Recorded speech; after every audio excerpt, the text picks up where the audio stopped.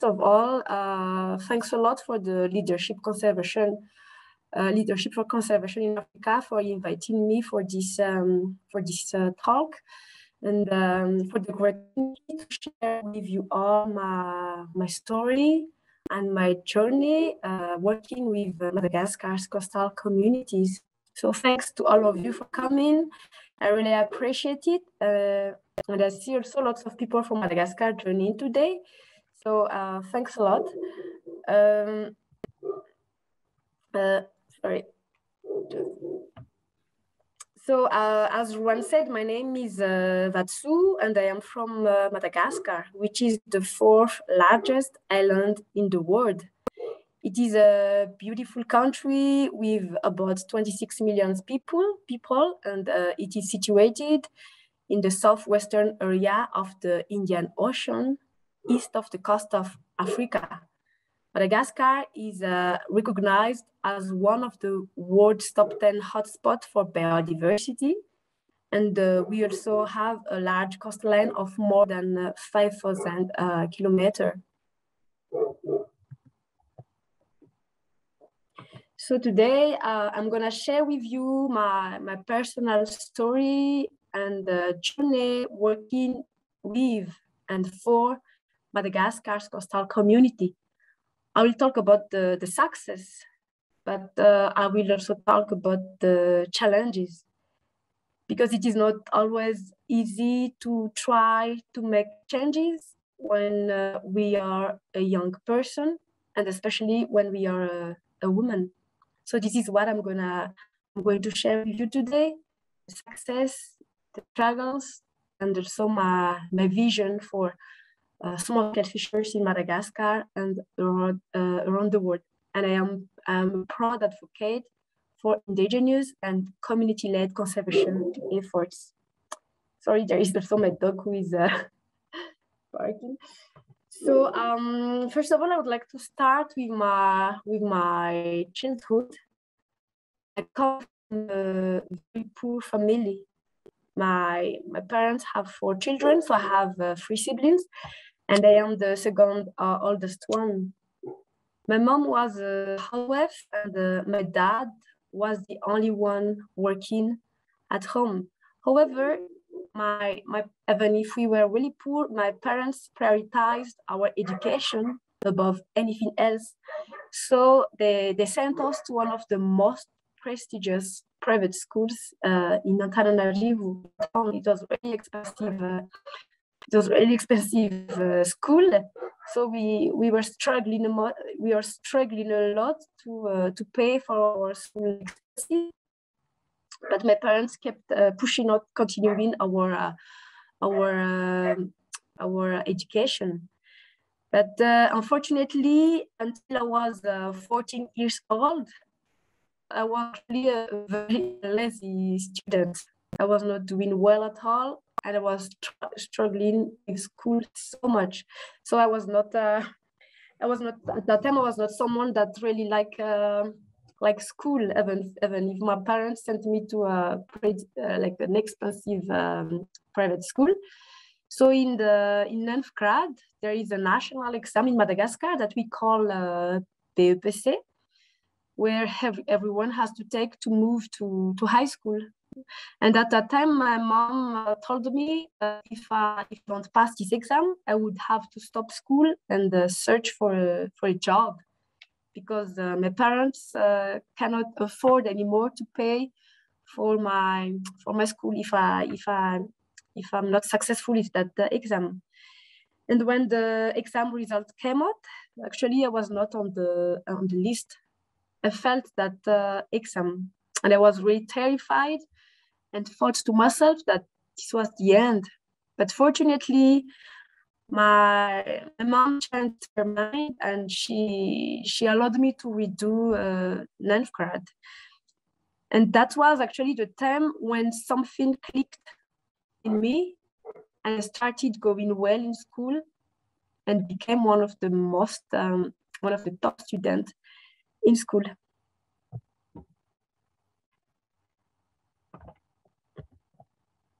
So when I finished my high school, I wanted to become a lawyer.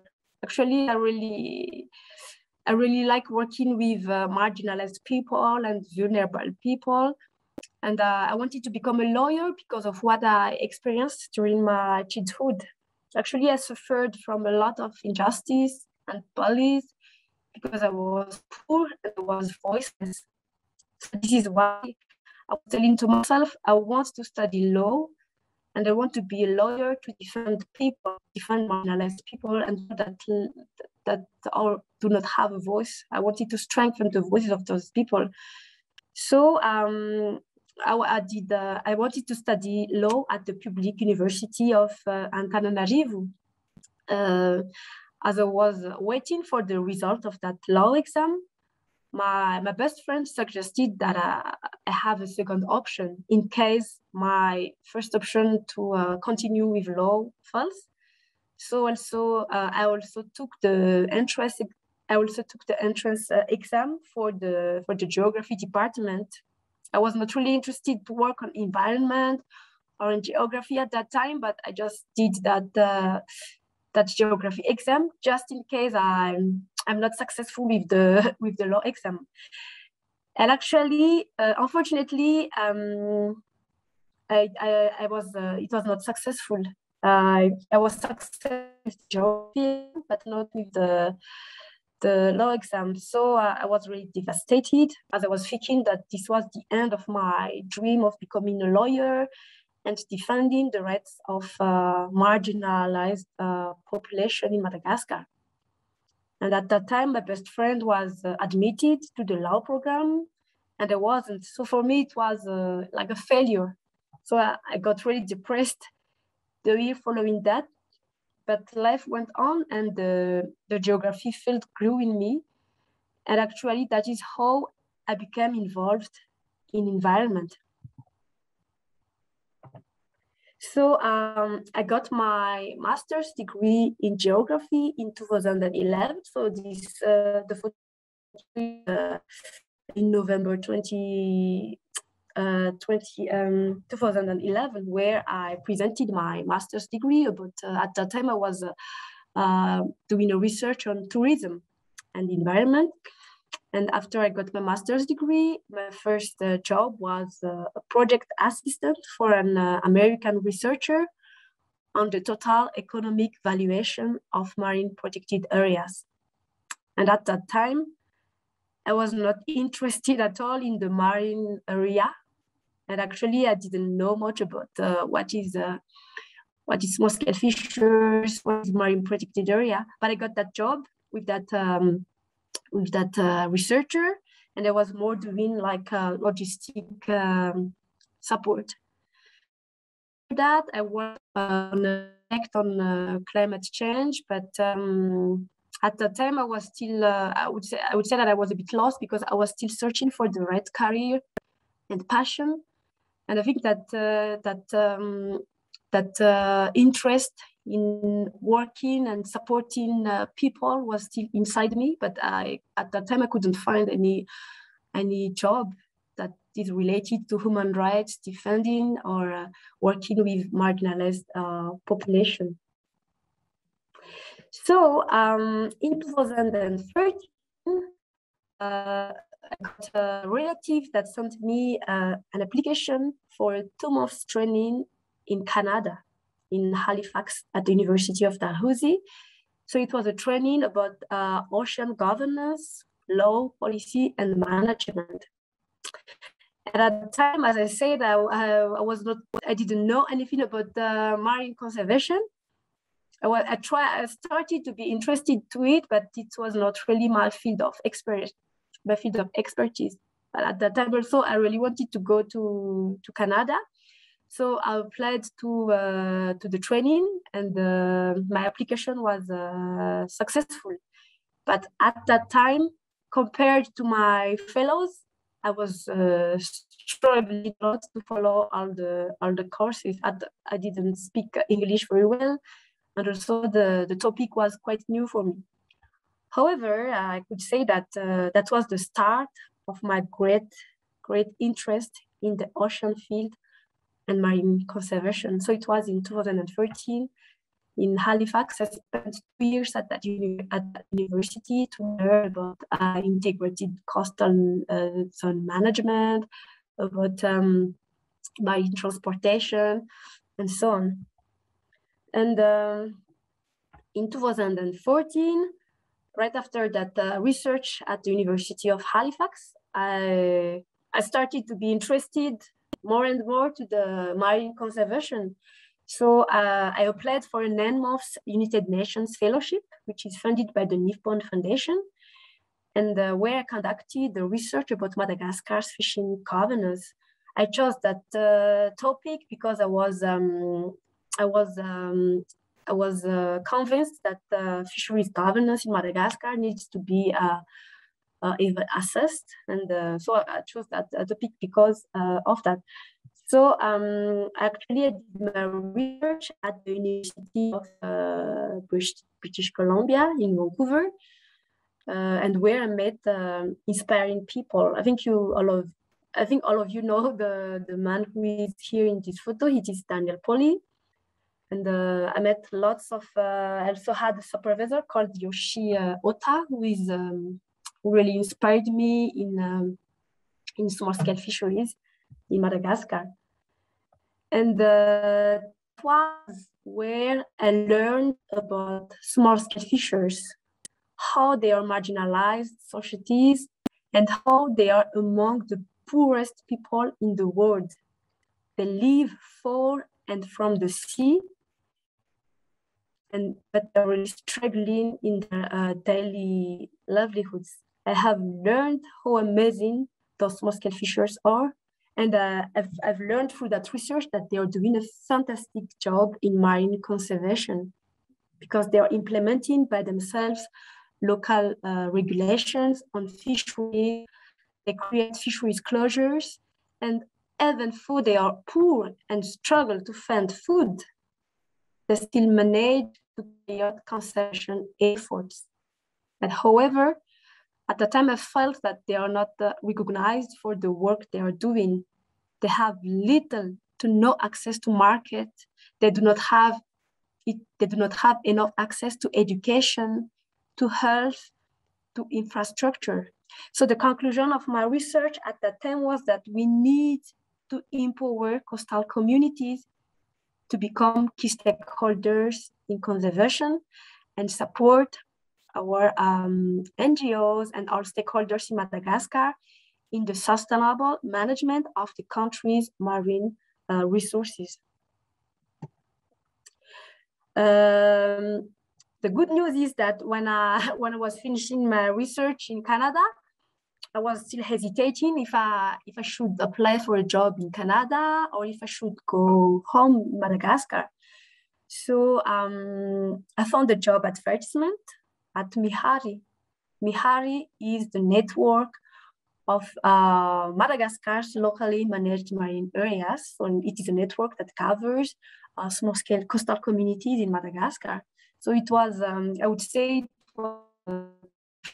it was really the job that I was dreaming for a long time, because the job was actually to coordinate that network and to represent the voices of Madagascar's coastal community.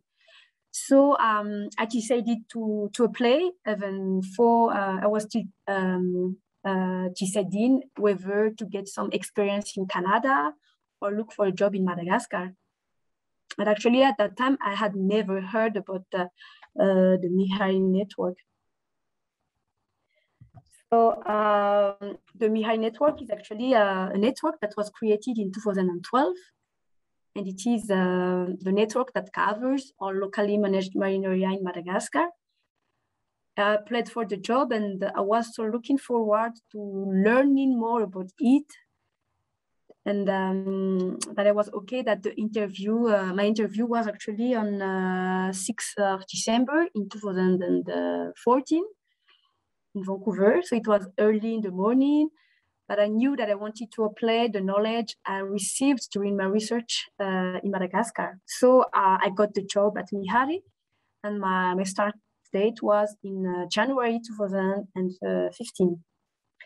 And at the beginning, I had a rough start with the job. It was actually, I've never worked with small-scale fishers. I was just learning about them when I was doing research. So it was different to learn about small-scale fishers from a desk compared to working directly with them. And I was young at that time. I was 20 years old, and the small-scale fishers were mostly old men. So I still remember that the first small-scale fishers village that I visited was in the south of Madagascar, and I had to bring a translator with me because I did not understand the local community's dialect. So for me, it was really stressful because I was not sure if I would get the trust of those small-scale fishers, as they come from the capital, and the small-scale fishers live far away from where I live. It was a challenge to get to know them. Also, many of them did not get education. However, how did I manage to gain their trust? For me, I call those small-scale fishers the people who are in ocean. For me, they have a PhD in ocean because they have a lot of knowledge about the resources in the ocean and in coastal area. And during those years until now, I'm still learning from those small-scale fishers. So I'm just showing some photo of like how did I manage to gain the trust of the small-scale fishers. I learned a lot from them, listened to them. I was traveling with them.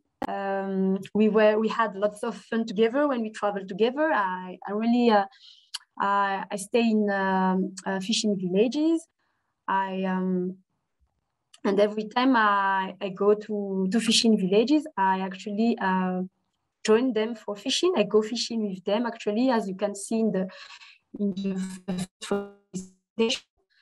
So this is how I gained the trust of those small-scale fishers.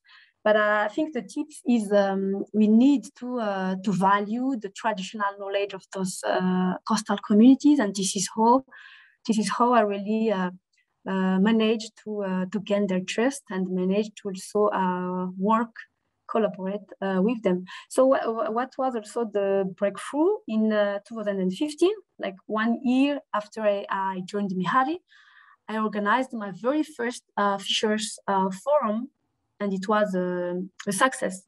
We brought about 200 participants from around Madagascar into the northeast of the country. We had NGO representatives, government representatives, small-scale fishers. And the logistic tasks were really hard. Some people had to travel for days to get there and through different transportations, such as buses or boats. And since I was the only staff of Mihari at that time, I received a lot of help from NGO staff members of Mihari. That was the climax of setting up the relationship and trust between me and also the members of the network. So we spent 5 days there during that forum.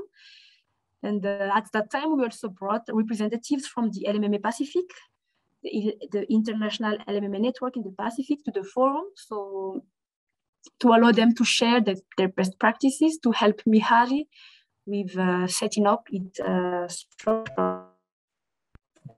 So still talking about the interest of small-scale fishers. As you can see here, it was during the IUCN Congress in Hawaii. So I went with representatives of small-scale fishers in Hawaii to make sure that their voices are heard at the international level. And it was actually one of the events that made Mihari recognized as a model at the international level. So just showing this photo of where we are now. After I started, I was struggling at the beginning, but at the end, I was able actually to communicate with those small-scale fishers, to collaborate closely with them, and also, as I said, to gain their trust, even if I'm not a member of Madagascar small-scale fishers.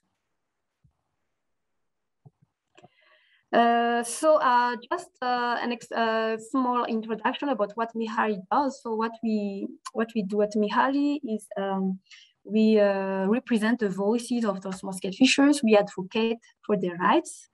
We build their capacity in leadership, in public speaking, in how to manage an association. And we also organize events that allow peer-to-peer learning between those small-scale fishers.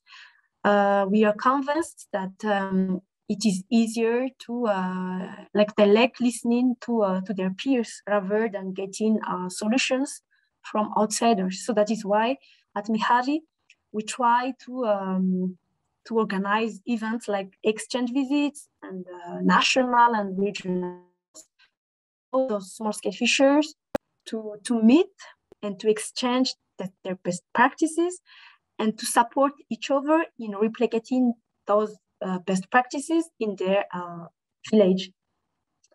So I would just like to discuss a bit about locally managed marine areas. I'm quite sure that lots of you are familiar with LMMA, but I just would like to share what is the concept. So LMMA, the definition is it is an area of nearshore waters and its associated coastal and marine resources that is largely or wholly managed at a local level by the coastal communities. So it is an area that are managed where we empower communities management of the area. For the case of Madagascar, we got our first LMMA. The creation of our first LMMA was back in 2003, 2004. It was in the southwest of Madagascar, and today we have 219 LMMA in Madagascar. Madagascar is one of the best models in terms of the LMMA concept. And we have 3 types of LMMA in Madagascar. The first one is marine protected areas. So marine protected areas are called or inside the LMMA governance mechanism. We also have mangrove area, and we have LMMA that are managed by a local bylaw convention that we call DINA. So it is a local regulation that the local communities implement to manage Madagascar's natural resources. You see in this map, we about 17,000 square kilometers of Madagascar is covered by LMMA. It is mostly in the southwest of the country, but through Mihari, we are now working to create LMMA in the east coast of the country. So what does LMMA, what do those LMMA do? We empower them to create temporary and permanent fisheries closures, like octopus closures or lobster closures, which means that we put in place 3 months or 2 months of time where they cannot fish in the area. And we empower so LMMA managers in restoring mangroves. As you can see in this photo, we have lots of women who are empowered in that mangrove restoration. And apart from that, the aim is actually to avoid coastal communities to fish every day. So we need to support them. We support them in the development of alternative livelihoods like aquaculture. As you can see here, we have it is an agriculture activity. And apart from that, within LMMA, the members of the LMMA also put in place local regulations on how they should manage the area. So they put, for example, local regulations on the bans on destructive fishing practices. LMMA in Madagascar are facing lots of challenges. One of them is the conflict in resource use and allocation. So here, as you know, the sea is open access, which means that it is not sure like how is the allocation resource. It is not really clear. We have lots of users. So that is one of the issues of most fishers. They don't have enough. They do not have enough voice to really talk about what is happening when they go fishing and when there is conflict with other users of the sea. Apart from that, as I said, we got our first LMMA created in 2004, but there is still no legal framework that recognizes the rights of those LMMA communities in Madagascar. And this is one of the advocacy works that we have been doing, actually since I joined MIHARI, but until today, that legal framework is not yet in place.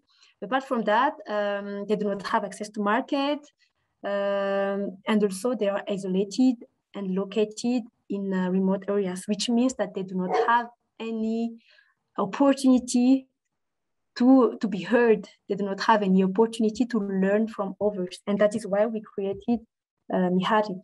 So what we do with those small-scale fishers, we help them to meet with key people. So here you can see government representatives and small-scale fishers, representative of a coastal community, talking about their struggles and their challenges, but also talking about their success that needs to be strengthened. We also strengthen the voices of those small-scale fishers. We give them the floor. We create the space for them to talk. And also we help best practices. So here, this is a photo from one of MIHARI forums during the opening of octopus fisheries closure.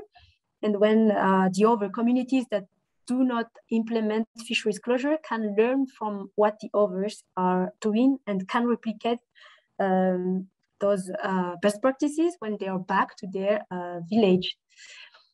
We also do environmental awareness and education. So here, as you can see, it was it worked with youth from the northwest of Madagascar to deliver education and environmental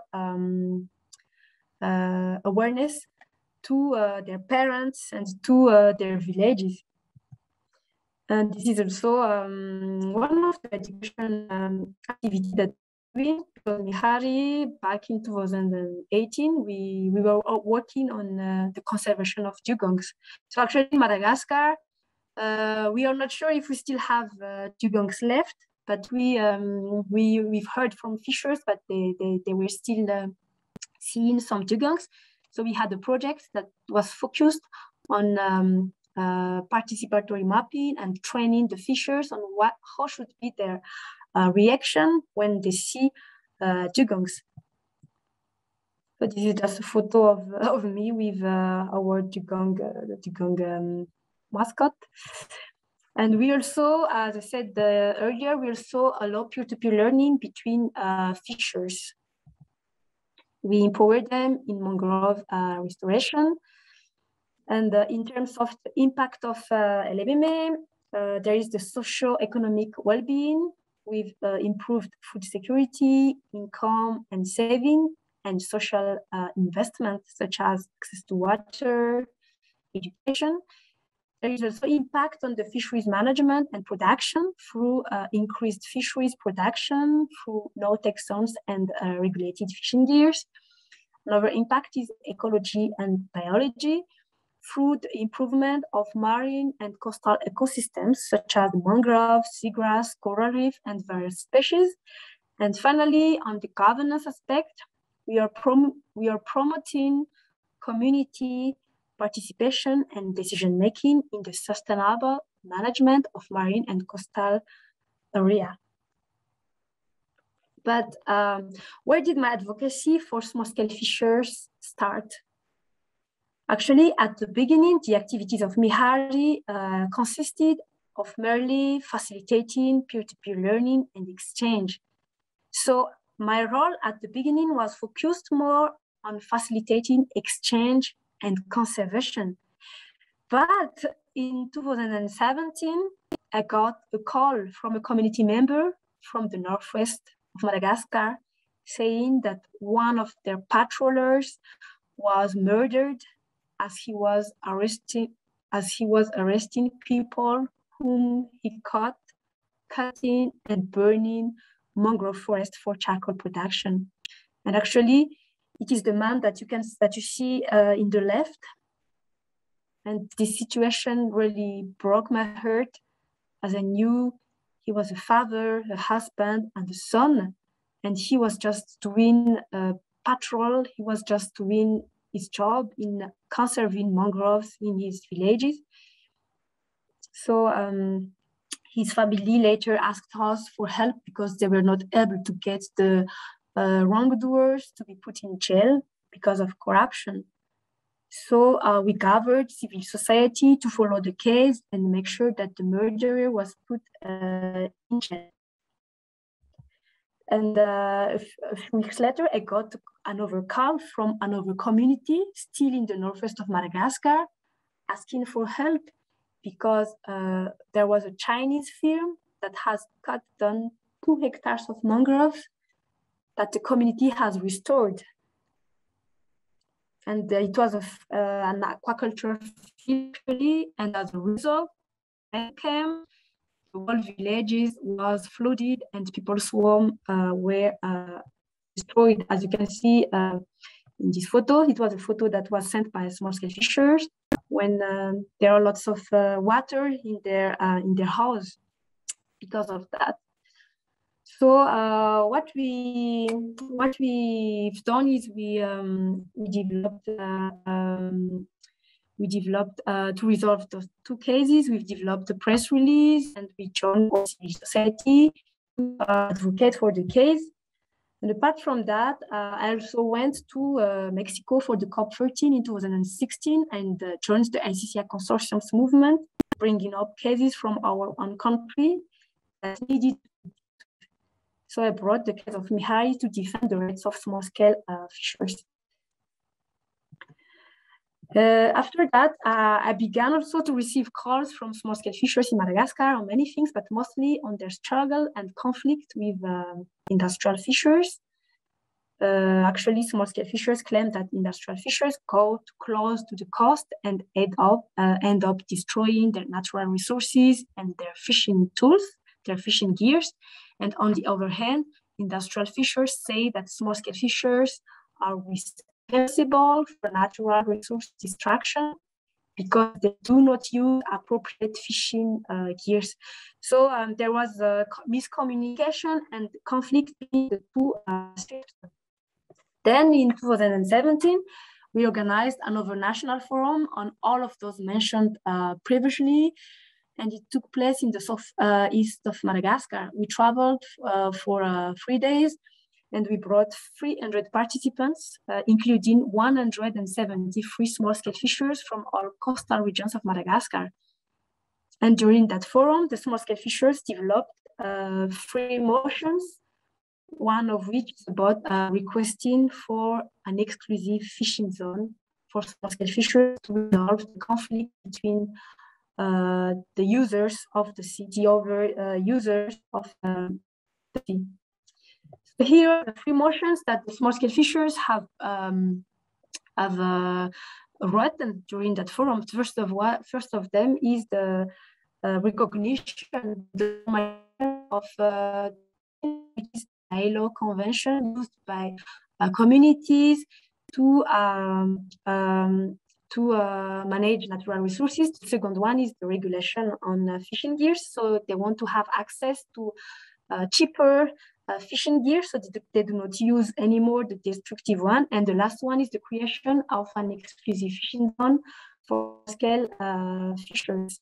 So as I said, this is just another photo of the situation in Madagascar. As you can see, we have the 2 sectors working in the same area. And as you can see, there is a big difference of in the size of the boats. So that is what is happening. So what we have done is like in 2018, we met with the former Minister of Fisheries in Madagascar to present that motion on the creation of a reserved area for small-scale fishers. So here you can see a photo of the former Minister of Fisheries with 3 representatives of small-scale fishers. And it was a success because in July 2018, there was an engagement from our minister to create a reserved area for small-scale fishers.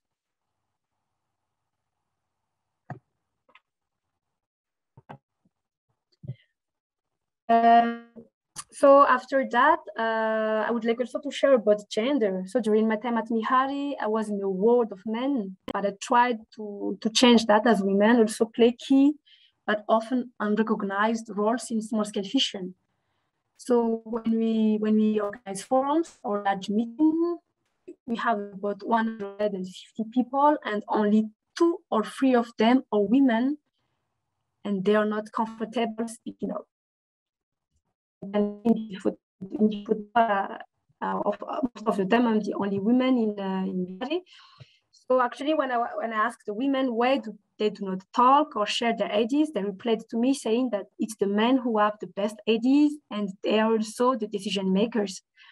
I also asked why there are very few women who came into the events that we organize, and they replied that women stay at home because they have to take care of their children. And at that time, it was frustrating for me to hear those, because only men are taking the decisions. Also, women also play an important role in small fishing and in LMMA. So in 2020, through the weekly awards that I won, took the initiative of the Future Women Leadership Program in order to increase the representation and participation of women in the governance and management of LMMA and in the network. And actually, I have one of my colleagues here who launched that event, Marianne. But I think Marianne will talk about the struggle of women in fisheries in Madagascar and what we have done together to try to change that. So Marianne will talk about it at the end. Just to say about the impact of... Hello? Yeah. Just to talk about the impact of Mihari, small-scale fishers in Madagascar now have a strong voice in determining the policy that affects them.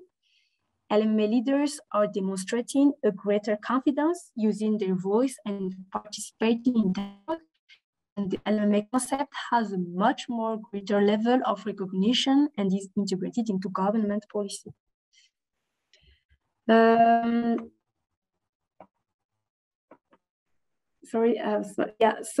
Actually, this photo, I would just like to show you this photo. Actually, I've talked about success, but actually there is also some challenges with small-scale fishers. Here you can see that we have mangroves that are cut because they need to use it for charcoal. They need to use it for charcoal. Here we can see a photo of Jane. And here you can see a mosquito net that is used for fishing. So all of those are practices. And for me, I think that actually those small-scale fishers are really poor. So it's really called for them to do concession if we do not support them also in livelihoods. So one of the projects, one of my dreams is actually to create a social enterprise that support conservation NGOs in providing social support and livelihoods for fishers. That is because if we only focus on conservation and not into account the well-being of the communities, fishers are not going to be able to follow all the fishing regulations. For instance, if they have nothing to eat, they would have no choice but to steal fish from the fisheries reserves. When they have no money to buy wood for house building, they would go and cut mangrove forest.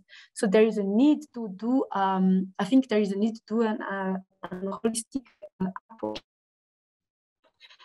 This photo is, I'm going to try to go quicker. This photo is a photo that I took in the southwest of Madagascar, where we have a famine.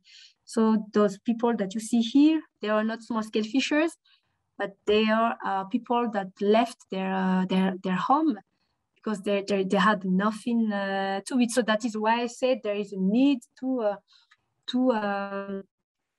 combine conservation and well-being of communities. And apart from that, what I'm doing is also to support small-scale fishers' kids, to allow them to get educated, because I think what is happening now is most of the kids of small-scale fishers become also small-scale fishers. So this is not always a good idea, but fortunately we have a few NGOs, members of Mihari, who are providing education program into their conservation work. So that is one of the good news. And also I would like to share with you that previously small-scale fishers were shy. They are afraid to even go to town to meet new people. They are shy to go to offices, but no, they have been changing. They are not afraid anymore to meet and speak their voices, to meet with government representatives and go to offices for papers. And at the same time, our government is recognizing them and respecting them. They often invite small-scale fishers to meeting and decision-making workshops. Nevertheless, there is still more to do, because at this point, small-scale fishers are not always, they are not enough consulted when there are important decision-makings, for example, about international fishing agreements or big funding on fishing. So I think that they need to be consulted to inquire about their needs and wishes, especially on political decisions. My thought is also that small-scale fishers need to be taught and informed on laws and fisheries, and provide them with health and education means and infrastructures, market access, and fish storing infrastructures such as cold rooms, for them to be able to store their fish products. Because as of now, they will throw away all products that they are not able to sell. And Madagascar is a touristic destination with many restaurants in coastal areas. Therefore, if there is access to markets and well-built roads, the small-scale fishers will be able to increase their profit by selling more products. They also need to be granted equipment such as boots, leaf vest, vessel, etc., that they will be able to do surveillance of mangrove forest and protected areas. So we need to secure those small fish. So to end my talk, I just would like to share some photo. This is a photo of the Whitley Award based on all the work that we have done together with my team at Mihari. So we got Whitley Award. It is also another recognition in this year as one of the top 100 youth leader in conservation in Africa. And that was my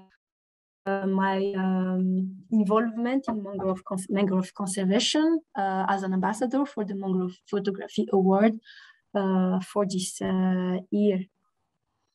So in 2020, actually, I left Mihari. I was the national coordinator for 6 years, and I left the network because the network got formalized in 2020. So I was elected as the president of the board of Mihari.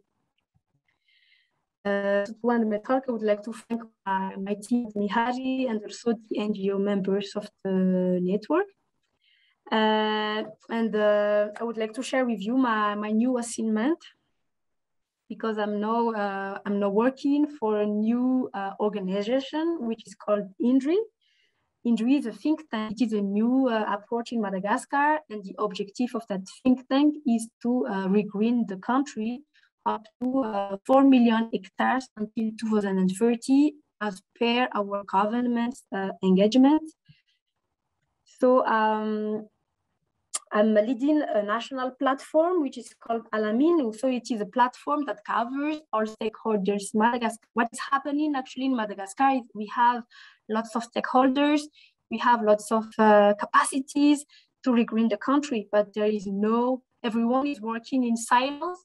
There is not enough coordination. So what we are trying to do with this platform is to cover all of those stakeholders from the government, NGOs, youth, women, local communities, funders, researchers, and so on, to work together to reach the objective. So we are actually using the intelligence. We are mobilizing the intelligence collective, the collective intelligence of all the stakeholders. So here I'm just sharing with you some photos. This is where we empower youth in regreening the country. We covered all the youth organizations in Madagascar and check with them what is missing, how can they support. We also work closely with all local communities in Madagascar. So here it's a mix of small-scale fishers organization and also terrestrial local communities. So we also listen to them, like why they are involved in fire, in deforestation, and so on. So we ask the solutions from those local communities. I'm just sharing this photo about what I'm doing in engaging stakeholders. So this is a meeting that we had with ambassadors in Madagascar. We have different countries represented here, like the UK, France, Norway, the USA, and so on. So we've discussed about how can ambassadors and countries support Madagascar environment. So we discussed actually about the case of Menabe, marine protected area in the Midwest of Madagascar, who is going to disappear very soon. So just to discuss about what we do at INDRI, as I said, we're using collective intelligence tools, which is quite new in Madagascar. So I'm just sharing with you some photo. And how did we engage stakeholders to work together? We have put in place this charter that was signed by all the stakeholders, that they are motivated to work together to regreen the country. Apart from regreening the country, what we are doing also at INDRI, and what I'm doing is actually we are in the process of creating another platform for the marine area, which is called the Blue Agora of Madagascar. So it is the same as what we've done with Alamine at the terrestrial level, but here we are going to cover also all the stakeholders, including government, NGO, private sector, such as industrial fisheries, small-scale fishers, researchers, funders, and so on. And the objective is to check how can we work together to push for a blue economy in Madagascar and to push for a sustainable management of the country's marine and coastal resources. So this Blue Agora of Madagascar is not yet starting. We are still in the process to check with all stakeholders, like what is missing, what needs to be done, and what needs to be strengthened. So that is in general what I'm doing, what I was doing with Mihari for 6 years, and what I'm doing with my new organization. As I said at the beginning of this call, it is not always easy to make change. So actually being a young woman, leading a big network of men, especially, it has its ups and downs. I was really passionate about what I was doing, and there were many times where my family life was neglected because I was so passionate about communities. And also the network is actually made of stakeholders. It is not easy to get them together to agree on a shared vision. So it needed a lot of perseverance, leadership skills, being surrounded by supportive people, building trust, struggling with meetings, the expectations and the needs of the members. And that was not always easy, but we as I said, I think it needs to. The tip is really perseverance and the leadership skills. And besides, there are many cases of challenges faced daily by the small-scale fishers. So I was stressing with them when I receive call from them about challenges. I'm stressing with them, trying to find the solution for those issues. I would like to close my talk with a few quotes from fishers, and I will let you read it. Actually, I've talked about all of them again. It talks about like how the behavior changed from those coastal communities, what the kind of activities that they're doing, and also the livelihood activities that they are doing, so they do not rely only on fisheries. Because most of the time here, for example, last week I was in the southwest of Madagascar, and when the weather is bad, it means that the fishers cannot go. They cannot fish, and when they cannot fish, they do not have anything to eat. So I was at the small-scale at the fishers village last week, and I didn't eat anything with them. We had to find meat or vegetables to eat because there was no fish at all. There was no seafood. So we need to empower them in developing alternative livelihoods. So I think I went beyond the time, but as I said at the beginning, when I was a child, I wanted to become a lawyer for marginalized people. And I failed the law exam, but now I'm proud to say that today I am the advocate, I am the lawyer of Madagascar small-scale fishers. I'm defending the rights of those local communities. And I'm also working in engaging and mobilizing stakeholders for a common vision, especially to support those small-scale fishers and to regreen the country. So I'm just putting my contact here in case you would like to contact me. So we have one question. Marianne already answered some of the questions in the chat section. But to whom do the small-scale fishers sell their fish? Mm-hmm. Yeah. So it's in the chat too. So actually, it depends. There is a structure within small-scale fishers. We have, I don't know how to say them in English, fishmongers, I think. Mm-hmm. So we have small fishers at the ground, and there is those fishmongers that collect those products from the small-scale fishers. One of the issues is actually that there is no standardized price. The price is not fixed, which means that sometimes the small-scale fishers have to sell their product very, very, very, very, very cheap because they cannot keep all of them. They do not have proper equipment like cold rooms to keep them. So they just have to give them at a very cheap price to fishmongers. So that is the case. And as I said, most of the fishing villages are in isolated and remote areas. The infrastructure is very bad. They do not have access to market. So they have to sell the products to those fishmongers that will bring all of those products in the town and sell it in restaurant and stuff like that. Sometimes we have most of the small-scale fishers do not sell the product. They do subsistence fisheries. So they eat it with the family. And we also have some fishers that are able to join kind of cooperative. I don't know how to say it in English, but cooperative, like where they're able to sell their product, but it's really rare in some areas of Madagascar. So the answer is most of the products are sold to either the local restaurants in the fishing village or to those fishmongers that. So one of the things, that's why I said what we need to do is to support those small-scale fishers for access to market, to get also the proper equipment so they do not struggle in selling their product. That is that's why I said one of the things that needs to be done for the case of Madagascar. And what I'm really interested to start to think actually is the creation of those kind of social enterprise that support conservation NGOs to look at those livelihoods and well-being of small-scale fishers.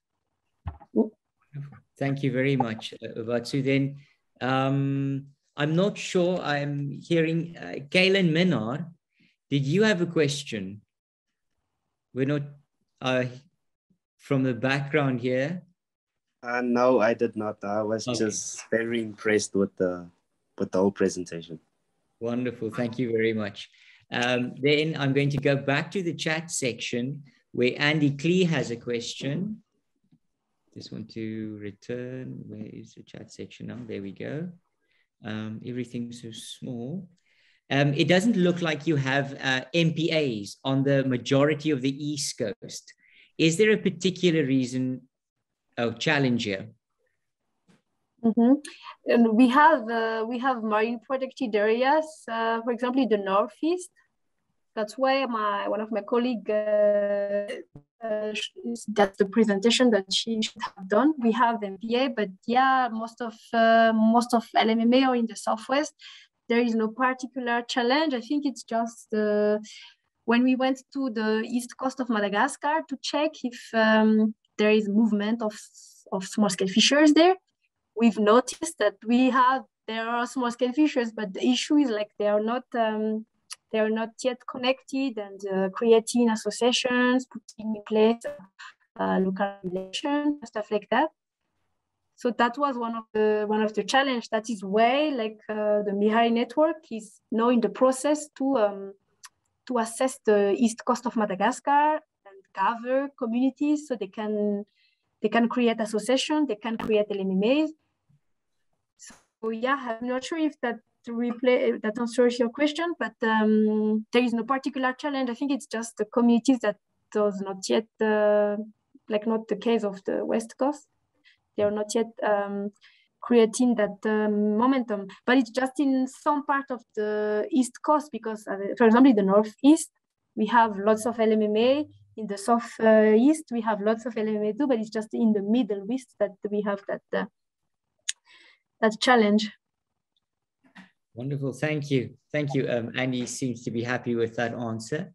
I'm just going to read here from Andre. Best talk so far, since unlike many CBNRM programs that turn traditional hunters into poachers for a few handouts that are mostly used for common property benefits, for example, schools, boreholes, and clinics, you appear to have taken advantage of traditional knowledge handed down to these fishermen throughout generations, where many academics assume people who can't read or write know little or nothing about resource management. And you integrated the traditional fishermen and their insights into the management of the natural resources and fisheries. This is a great model students should be exposed to. So it's more than a comment. Then thank you very much, Andre. And I think most of us could agree with that statement. As you, that's what you do. So, and then there are no more questions in the chat section, but I just want to highlight, but so I have not often seen so very many congratulations and thank yous and well done and impressive work, awesome presentations as I have seen in the chat section tonight. You really have done something absolutely remarkable. Anyone else who would love to ask a question? Please jump up and down if you don't know how to use the reaction tool in Zoom, or get my attention in the chat section. Any questions, anything that you want to add? Vatsu, any ideas? Any last comments you want to make? Yeah. I'm putting you on the spot again for the second time tonight. I'm sorry. Ron, Chris. I don't know if I forget. Yes, as I said, I think it's. I